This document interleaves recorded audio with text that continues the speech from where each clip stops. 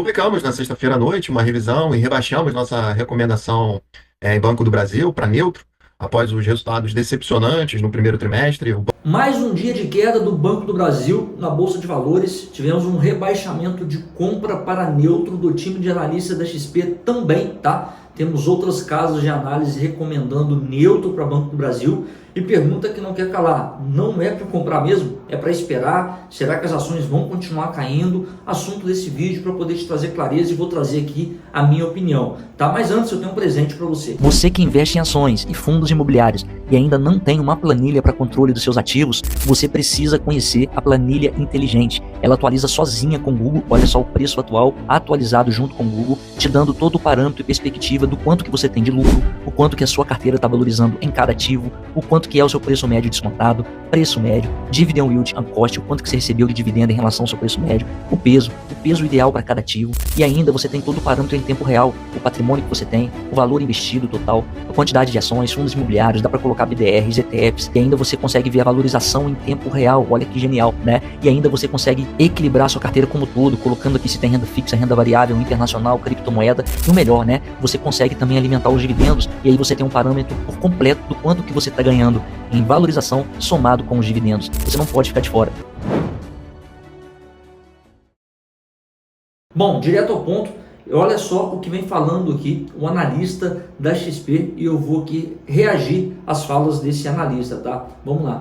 Publicamos na sexta-feira à noite uma revisão e rebaixamos nossa recomendação em Banco do Brasil para neutro, após os resultados decepcionantes no primeiro trimestre. O banco suspendeu o guidance para as principais linhas, o que aumentou a incerteza e desancorou bastante as expectativas.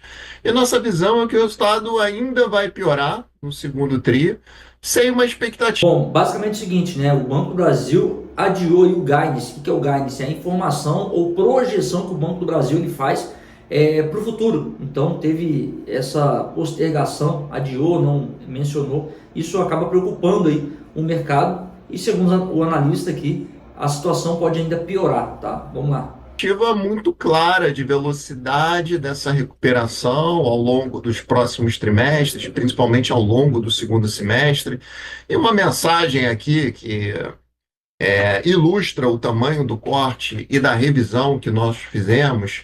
A nossa nova projeção de lucro para esse ano está 20% abaixo do consenso. Saímos com 28 bilhões de lucro para esse ano, comparado com 35 bilhões do consenso. A gente acredita que o consenso ele deve convergir para esse número, ou para o número mais próximo de 28 bilhões, mas a gente saiu na frente aqui colocando uma receita menor, um custo de capital mais alto, e de fato a deterioração do ROI, né, que mede o retorno sobre o patrimônio líquido do banco, saiu de 20% para 16% no último trimestre. Foi uma deterioração muito forte.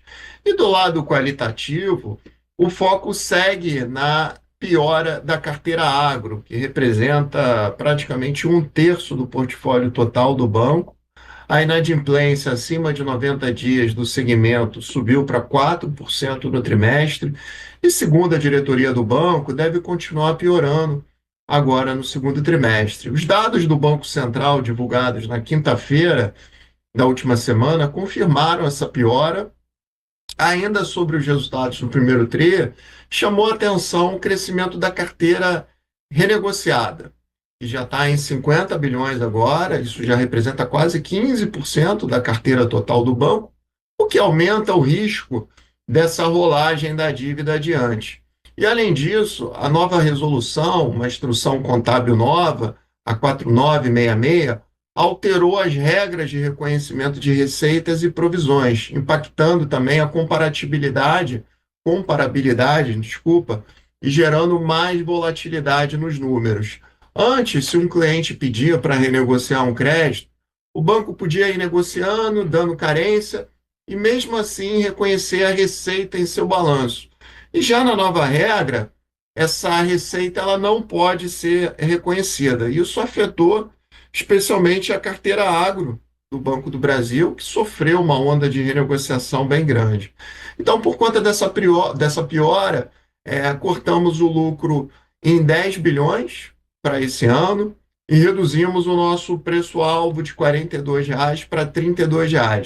A gente escuta de alguns clientes que o Banco do Brasil pode ser um play eleitoral interessante, uma posição para frente à discussão política. A gente tende a concordar que é um case que se beneficia de um cenário de descompressão de risco do país, mas esse cenário ainda parece distante e, na nossa visão, não vale a pena ficar à frente aqui dessa piora nos resultados. E mesmo com essa piora, falando aqui um pouquinho de valuation, o banco ele está saindo de um indicador preço-lucro de 4 vezes para 5 vezes e com nível de incerteza agora bem mais alto.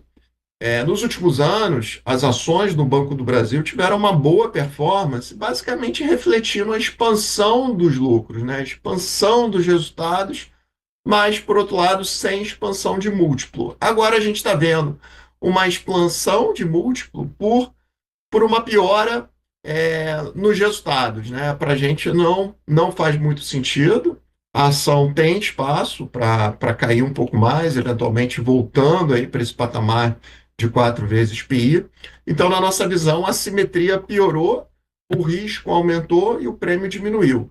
Então, a gente entende aqui que parte dessa piora pode ser atribuída a fatores cíclicos, né, por conta da piora do agro, por conta do processo de estocagem de alguns produtores. Por outro lado, a recuperação das commodities e a entrada de nova safra podem acelerar a produção de crédito para o setor, pode diminuir a inadimplência. Então, por isso, a gente continua atento aqui à capacidade do banco de estabilizar a inadimplência, retomar a previsibilidade e recompor gradualmente a rentabilidade nos próximos trimestres. Mas, por enquanto, a gente segue cauteloso aqui com essa falta de visibilidade. Por isso, a gente reitera aqui a nossa recomendação neutra. Bom, tá aí, né? Recomendação neutra para Banco do Brasil, mais um rebaixamento de recomendação para o banco. Isso daqui coloca, né, dúvidas na cabeça do investidor e eu quero tratar um pouco desse assunto, trazer minha opinião. Basicamente é o seguinte, ele falou aqui de pontos importantes. O primeiro ponto é a questão do agro, tá? O agro vem passando por apuros. O agro ele vem sofrendo. Muitas empresas do agronegócio, que é uma locomotiva brasileira, vem pedindo recuperação judicial, não vem conseguindo honrar com seus compromissos. Assim, o principal cliente do Banco do Brasil é o setor do agronegócio. E aí, como diz aqui o analista, faz parte de 1/3 dos clientes, né, do Banco do Brasil, que é basicamente setor agro e também funcionário público, tá? E aí, quando esse setor estando em crise, acaba impactando diretamente no Banco do Brasil. Isso que elevou, né, essa queda da lucratividade do banco de 20% menor do que o mercado estava esperando. Essa queda do lucro, consequentemente, vai atingir os dividendos, tá? E aí nós temos até essa manchete aí dizendo o próprio Itaú BBA vê que ROI pior que Bradesco. Olha só, o indicador está pior do que o Bradesco, segundo o Itaú BBA, e dizendo o seguinte: antes o queridinho dos analistas, agora parte do mercado vê riscos reais para Banco do Brasil, que acumulam 27% desde a máxima do ano. Em 2025 o recuo são 9%, tá? Foram aí uma queda de 25%, consequentemente vai atingir aí os dividendos, tá? E aí nós temos esse gráfico aí do Banco do Brasil no dia de hoje, caindo quase 1%, e se nós colocarmos aqui um mês, a gente vai ver que em um mês o Banco do Brasil caiu mais de 25%, né? É uma queda que assusta o mercado. E aí o outro ponto aqui que o analista disse, muito importante, é a questão do aumento dos seus múltiplos, né? A gente teve aí o PL do Banco do Brasil subindo, que é o quanto tempo que você vai levar em anos para reaver o seu capital investido, ou seja, a lucratividade caiu e os múltiplos aumentaram. Então, quem investe no Banco do Brasil hoje com essa realidade, com essa lucratividade, vai demorar mais tempo para receber de volta o que investiu em dinheiro. E isso, poxa, prejudica muito os investidores que estavam pensando em comprar. É por isso que o Banco do Brasil está despencando, não está caindo à toa, tá? Realmente o resultado vem muito ruim e ainda pode piorar, segundo ele aqui. Só que é nítido, e aí eu trago minha opinião, tá? Que ela não se trata de recomendação de compra nem de venda, eu recomendo para quem eu acompanho aqui na XP. Inclusive, se você já tem conta na XP e tem um assessor que não te acompanha, não te atende, fica recomendando produto que não faz sentido para você, tem acesso à minha assessoria, tá? Link da descrição do meu contato. Ao clicar, será direcionado para o meu WhatsApp, a gente bate um papo sem custo nenhum, te explico como é que funciona o meu trabalho. Às vezes você não tem conta na XP, mas tem acima de 100 mil reais investido, você se qualifica também para ter acesso à minha assessoria. Não tem custo. Clica aqui no link da descrição, vai ser direcionado para o WhatsApp, a gente bate um papo, te explico como é que funciona o nosso trabalho, o nosso acompanhamento, tá bom? Mas basicamente o seguinte, trazendo a minha opinião, é claro e nítido que o analista ele está trazendo uma visão de curto prazo. Segundo ele, né, aqui nas palavras dele, alguns investidores vê um otimismo para com o Banco do Brasil, pensando até na próxima eleição, e a próxima eleição é daqui a um ano. E você que investe, você sabe muito bem que um ano é curtíssimo prazo para o mercado financeiro, tá? Então, se você fizer uma projeção para um ano investir no Banco do Brasil, você está pensando em curto prazo. E curto prazo é especulação. Então, é nítido, claro e evidente que o analista ele está trazendo essa recomendação neutra, visando que no curto prazo o Banco do Brasil não vai performar melhor. Agora, você que investe pensando no longo prazo, esse curtíssimo prazo de um ano não significa nada para você, muito pelo contrário, tá? É nesses momentos que você que é investidor de longo prazo e sabe que isso daqui é cíclico, né? O setor do agronegócio está sofrendo agora, mas daqui a pouco pode melhorar, é o momento de aportar, é o momento de comprar se você tem uma estratégia previdenciária na Bolsa de Valores. Agora, é claro, né, o analista aqui, poxa, ajuda muita gente no dia a dia, mas a gente precisa filtrar essas informações. E é claro, se vier, né, porventura, um candidato pró-mercado à direita que vier a ser presidente em 2026, a Bolsa ela pode explodir, a Bolsa pode subir pra caramba, o Banco do Brasil pode subir pra caramba, o otimismo pode mudar. Só que isso daqui é especulação, a gente não sabe o que vai acontecer. Então a gente tem que investir, principalmente você que investe no longo prazo, pautado em fundamento. E o fundamento do Banco do Brasil não mudou, ele continua tendo qualidade. O que vem afetando o Banco do Brasil é o macro. O que é o macro? Fatores externos.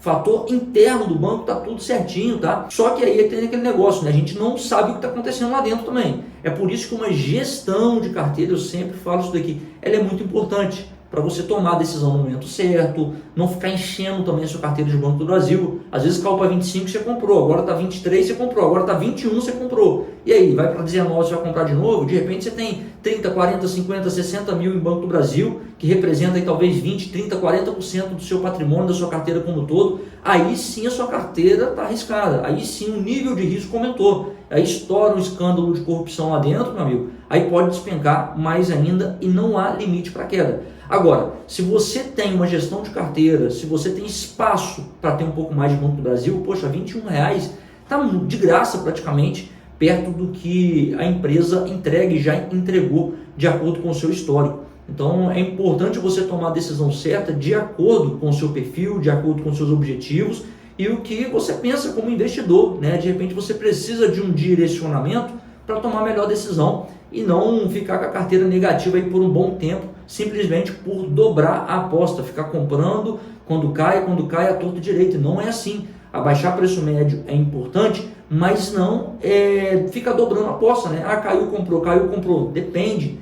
Não é a melhor solução em todos os cenários, em todos os momentos. É por isso que um acompanhamento é muito importante, tá? Bom, esse foi o vídeo, espero que tenha entendido. Vou te pedir, se inscreva no canal, deixe seu gostei, é importante pra gente. Estou com uma meta de bater 20 mil inscritos até o final do ano, é muito importante, se inscreva no canal, tá bom? Um abraço, tamo junto, até a próxima.